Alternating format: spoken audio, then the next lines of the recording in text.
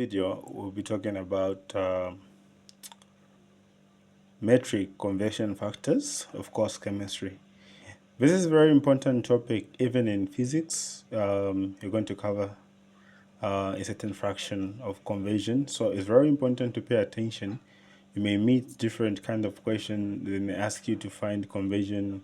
Sometimes they may ask you directly, and sometimes indirectly. It can be an application to a certain question. So conversions, we have different type of things that you need to know, like prefix, abbreviation, the conversion factors.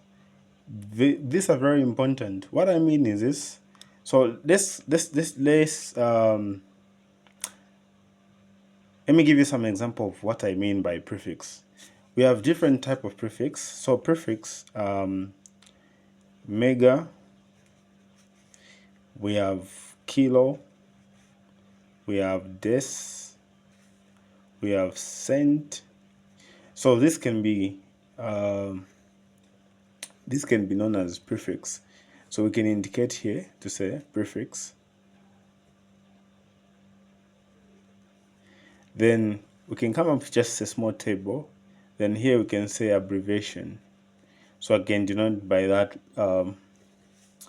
ABB. So then the next one can be conversion factor, something like that. Like that.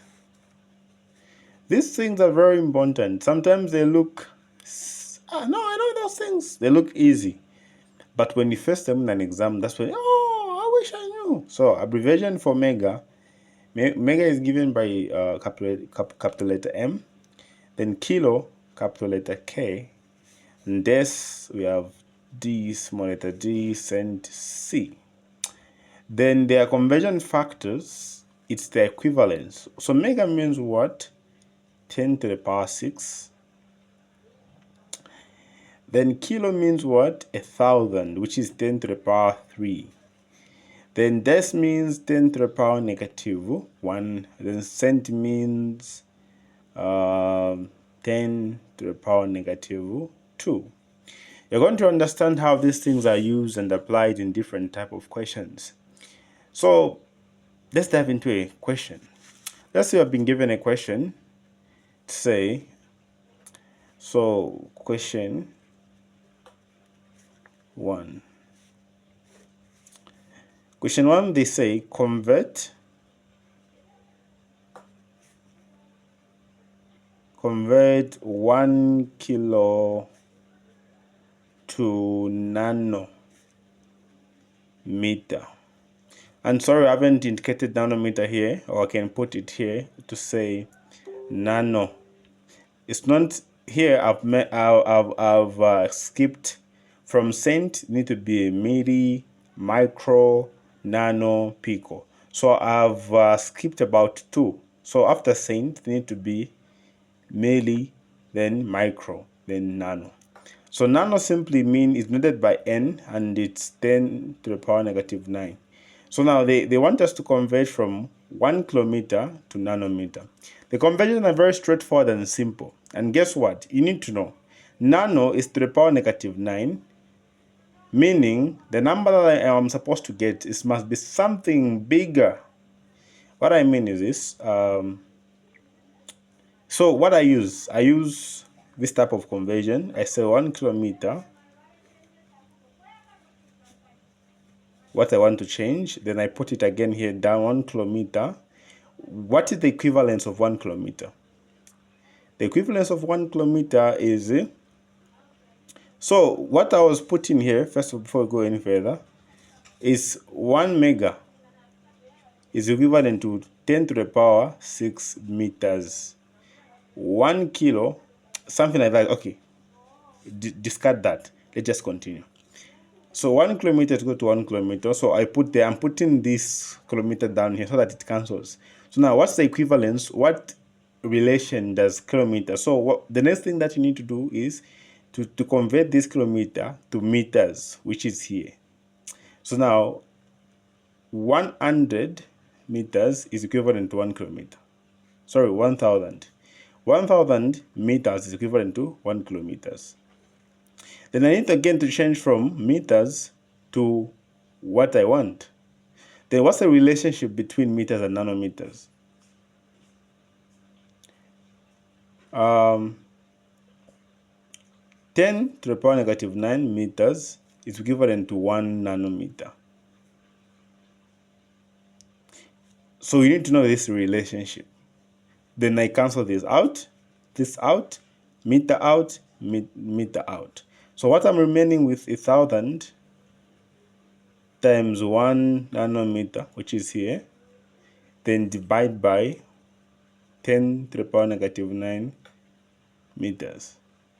So this is going to give me 1 times 10 to the power 12, nanometers. Sorry, this m was cancelling here. Sorry, where here.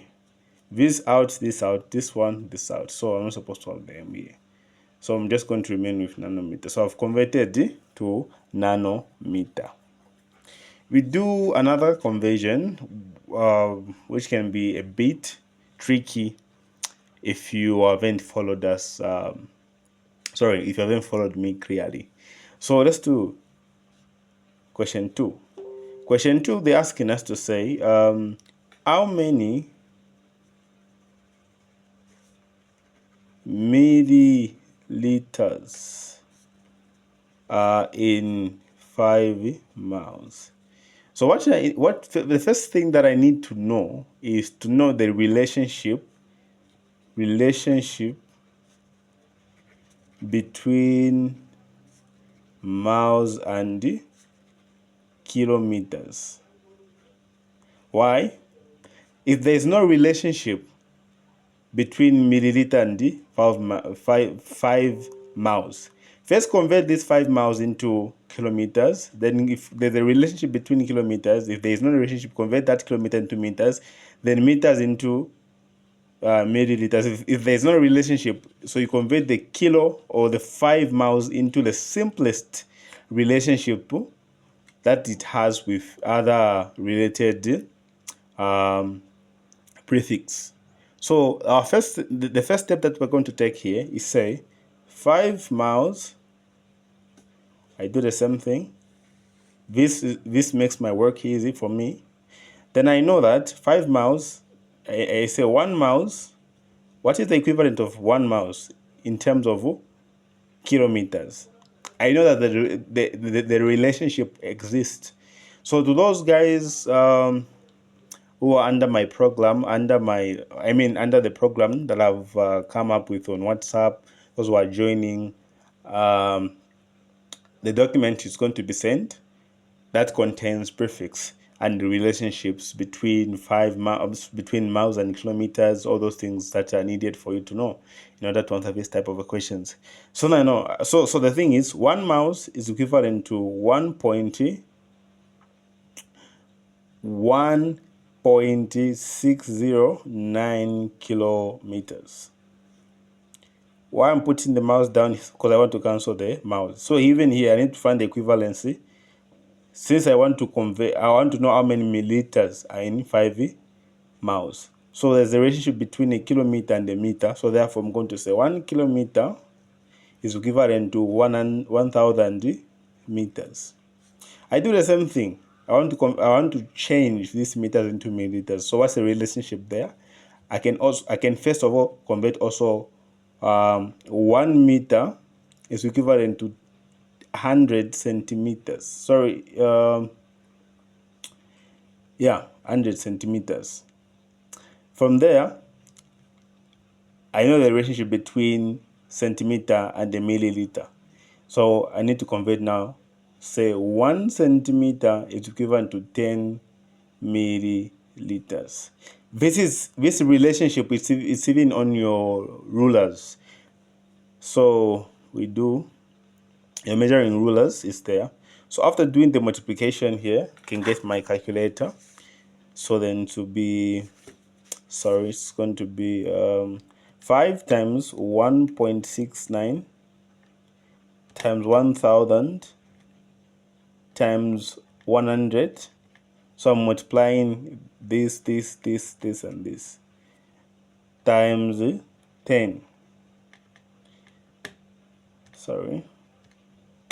It's giving us 8045000 milliliters.